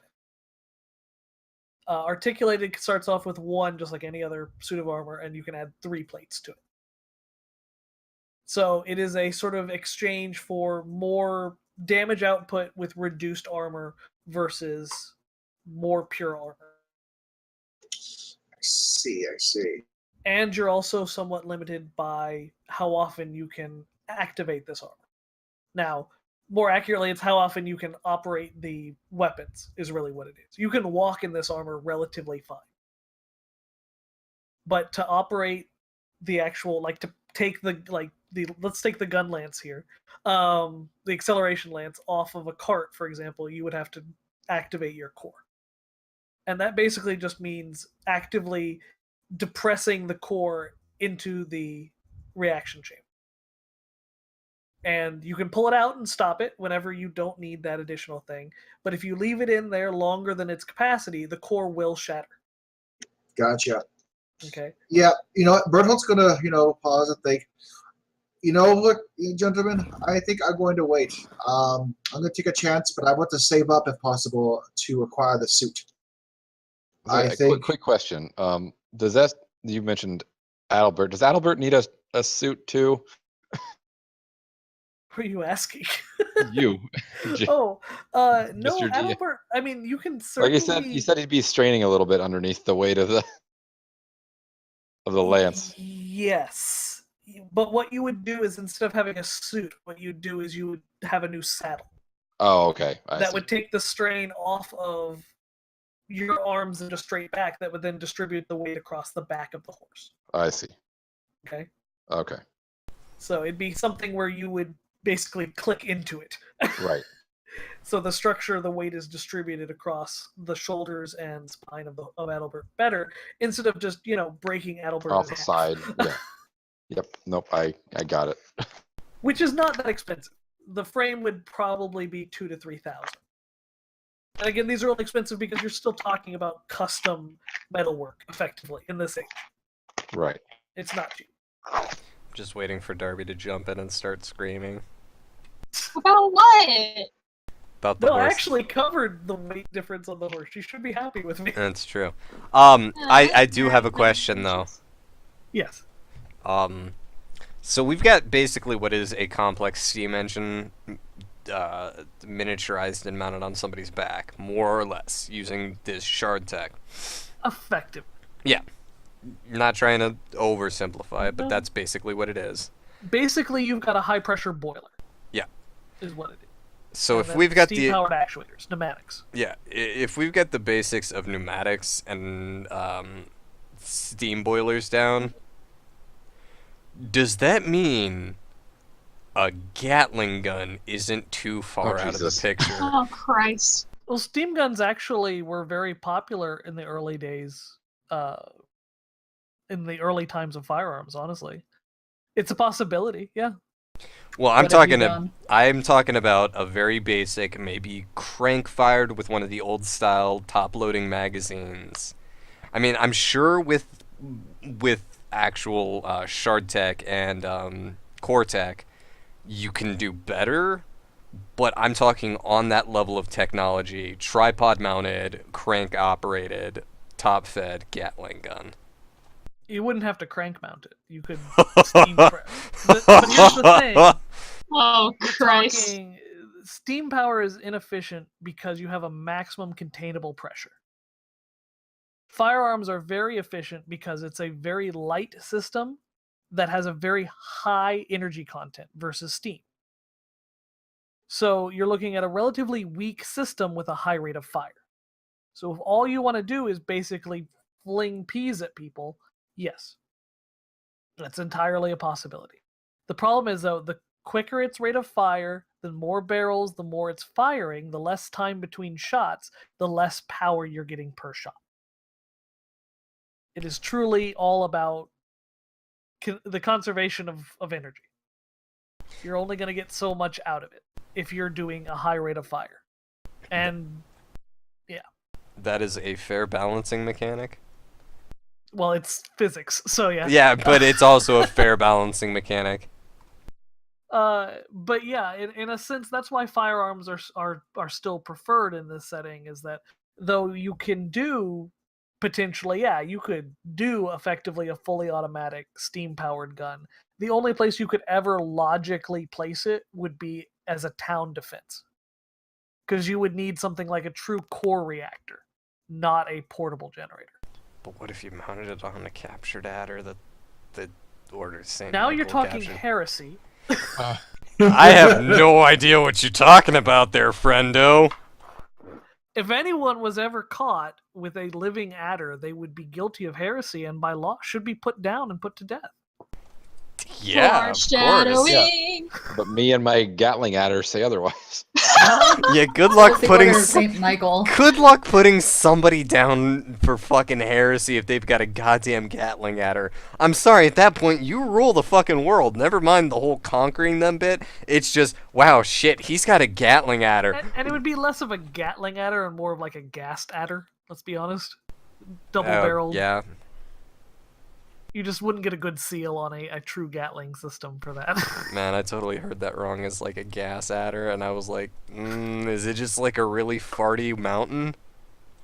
Everything's adders really never runs out farty of with gas. you, Lucas. Okay, to be fair, he said gassed, which is Yes, I one did say letter gassed. away from gas. It's very similar sounding. Nuh-uh. All right. We need to finish up this. We need to deal with the scene. I still would like to get to Darby, to Brita and Elise before we log off. Okay. So to settle this, Berthold's actually going to attack. Now, of course, he could be killed in this next battle fight, but we'll find out. But he wants to wait and see if he can save up for this. Okay, sure. That's definitely a reasonable thing to do. So basically, you walk in, you sort of Google everything, and then decide, let's revisit this. Yes. Google Okay. exists. No. Yes, Caleb, Google exists. No. Yep. We're talking about Shark ballistic Tank Google. No. Clearly, I am being sarcastic because I know when the company came about. Google did not exist, but metaphors did.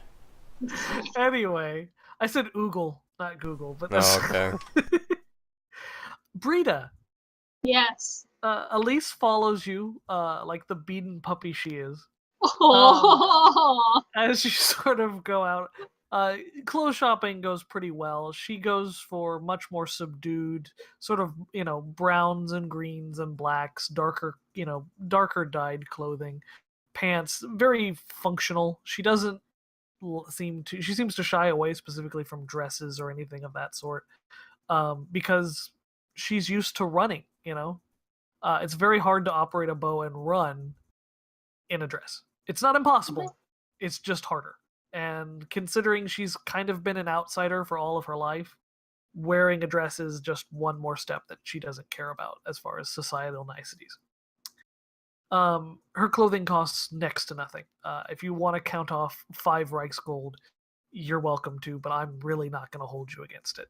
It is Sure. extremely cheap for the quality of clothing she was looking for. She didn't buy anything fancy. In fact, it was fairly rough.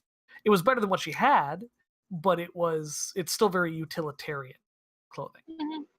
Mhm. A knife as well.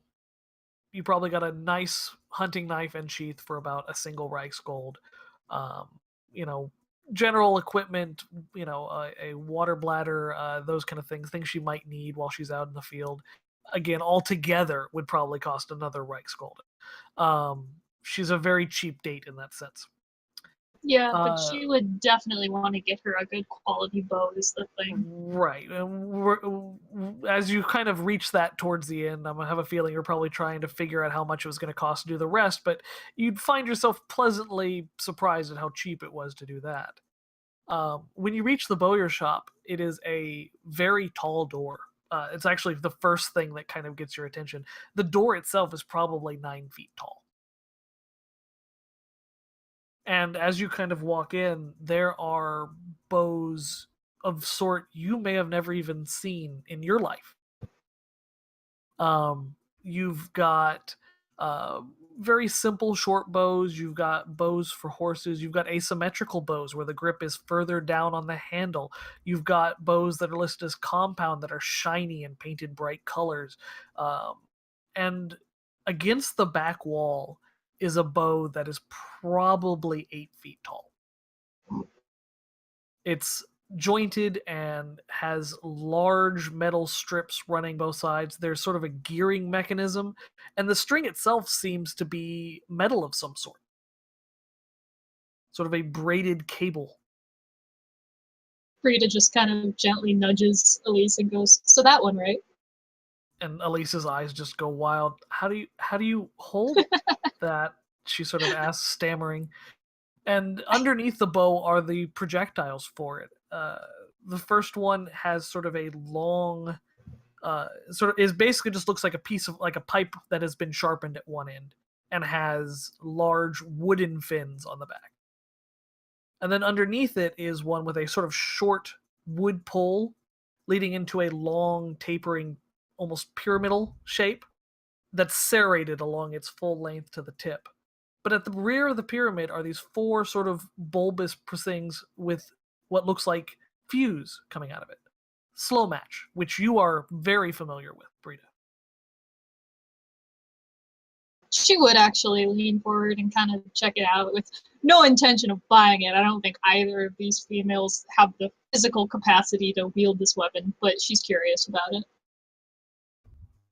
It's actually listed as Aderbow.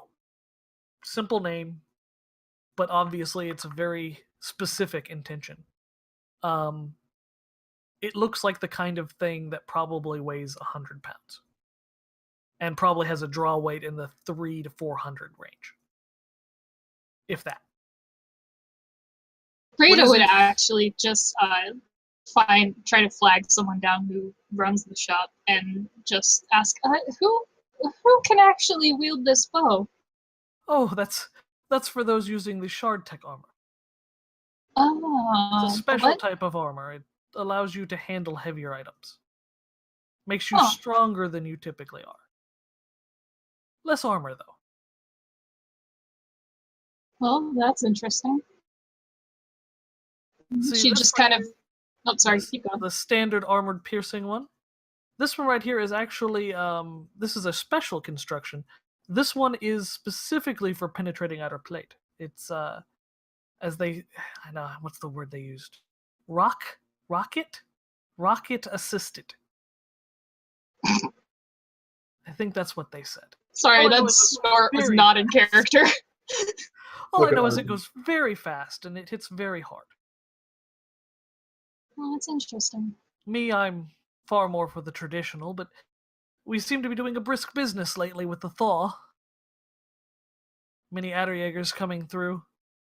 Well, what can I help you with today? Brita just kind of gives the bow one last look, makes a mental note of it, and then just turns and gestures to Elise. A hunting bow would be much appreciated. Horse or on foot? And Elise just goes, on foot. Okay. Compound or... And Elise doesn't seem to have a response. What do you usually use? I just had a simple yew bow.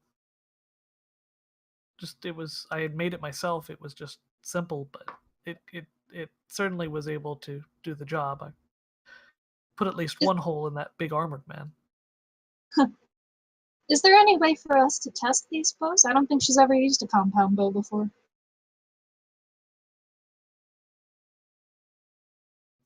Not compound. God, my brain. This is the problem at 11:41 at night when my brain just goes. It's not compound. Please, someone who knows about bows, speak up. I mean, I know what a Recurve? compound bow is. So the recurve is the Composite. one I know. Composite. Okay. Thank Composite. you. That is the word I am looking for. Thank you so much, Kayla. Cog said it first, I think. Oh, okay. Yeah, Thank you. Did you pronounce it right? Yes, it is a composite bow, not a compound bow. Compound bows won't be invented for a while. I was gonna say that's a bit fancy. Yeah. Let's get her this one of is a those. composite bow. Whew, boy, it's late. My brain is falling out my ears. It's a composite bow. It's horn on the outside with generally more springy woods behind. We do have a small range, but unfortunately we're limited in space. And he kind of Oh. motions behind the counter. What draw weight were you looking for? She just kind of looks up. I think my last one was about 30 pounds. It was mostly just for hunting rabbits. And you kind of see the bowyer just kind of go, the sort of disturbed look on his face. No. Have you hunted deer around here? And she just sort of shakes her head and says, no. You're going to probably want at least 60 pounds. She kind of looks at him with this kind of look, because Elise is only about 5'2", 5'3". Oh, she's small. And she goes, am I even tall enough for that? He's like, well, we do have several asymmetric bows that you can try. And he kind of goes out and he brings a bow in. It's probably about 6 feet tall. It's taller than she is. But the position of the grip is not central. It's actually down a little bit, which makes it a lot easier for her to draw. But the arrows she brings out, Elise's eyes just kind of go wide. Not only are these probably the fanciest arrows that she has ever seen, they are the longest arrows that she has ever seen, not counting the adder bow projectiles, which arguably are almost spears, not arrows, but you get the point. She takes one of them and very carefully, she almost seems like she's afraid of hurting it, aims it up and hits the target admirably. She's not perhaps a marksman, but for a hunter, she's definitely got a decent aim. It's like that. You're a good that shot. Felt good. But I can't afford this. This has got to be a It's king's alright. ransom. I can. I kind of hunt adders for a living. I'm sure it's perfectly within range. That's a 100. And Brita would just look over at Elise. Is this the one you want? What color is it, Brita? I'm gonna let you do a little bit of world building here. What color is the bow? Oh shit. Well, what's it made out of? Well, it's got horn on the outside, so it'd be painted and varnished. Oh, okay, so it could literally be any color. Make it It can pink. be any color you want. Make it pink. I'm not gonna make it pink if she's trying to hunt with it. Let's let all the deer see this fuchsia bow coming at them from between the trees. Deer don't see fuchsia. Yeah, don't deer see don't see shit. colors. Yeah. What the hell are you on? Why do hunters wear orange? Come on. I always wondered about that, I'll be honest. Anyways, shit, I don't know, let's see.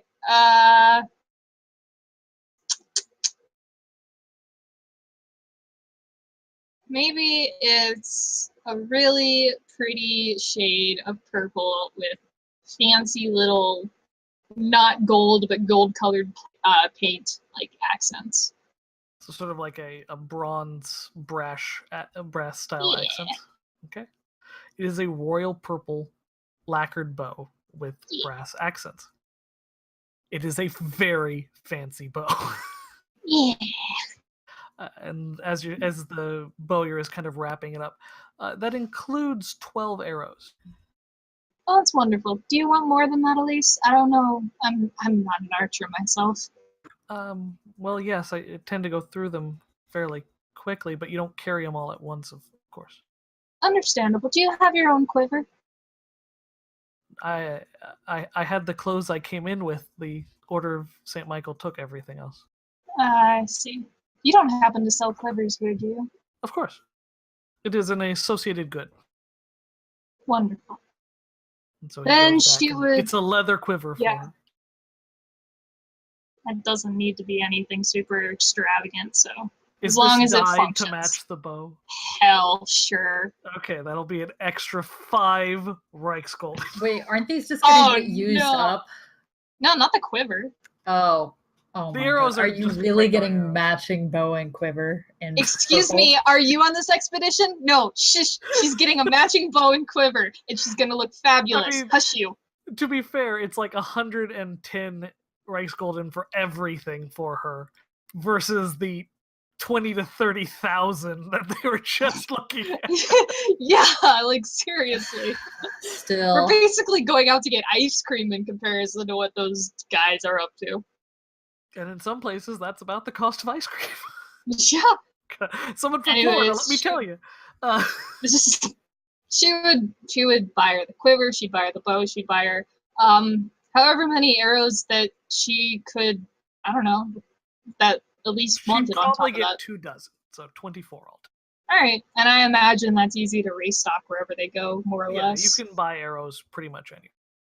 Yep, okay, so she would get all that for her and get her all squared away. Elise is just kind of bouncy happy and follows Brita back to the inn, where everyone else can meet up, except for Elena, whose scouting mission we will have to cover next week. Wait. Brita didn't get my pants. That was included in me shopping for clothes with I will Elise. agree with that. Oh, Yeah. okay. It The was- condition of because- the pants and what sort will have to be described next week. Fuck, they're like the most ordinary pants ever. I don't give enough of a shit. Okay, she gets a purple bow, you get like dirt brown pants. I don't care. Fuck you. Oh man. You drew the equivalent of a penis on my face. I'm still not over that. Oh It's gonna It be was not on your really face. sad when Elise dies. What do you mean it was not on my face? It was too on my face. No, I did not do that. No. Elena did that. Yeah. Okay, Thank you well, very Rita much. is pissed at Elena. Semantics. Anyway, thank you all for joining us. Next week we have a little bit of finishing shopping, some exploring, and then eventually, perhaps some answers to some deeper questions. Thank you everyone for joining us tonight. Good night. Good night, everybody. Good night. See you around.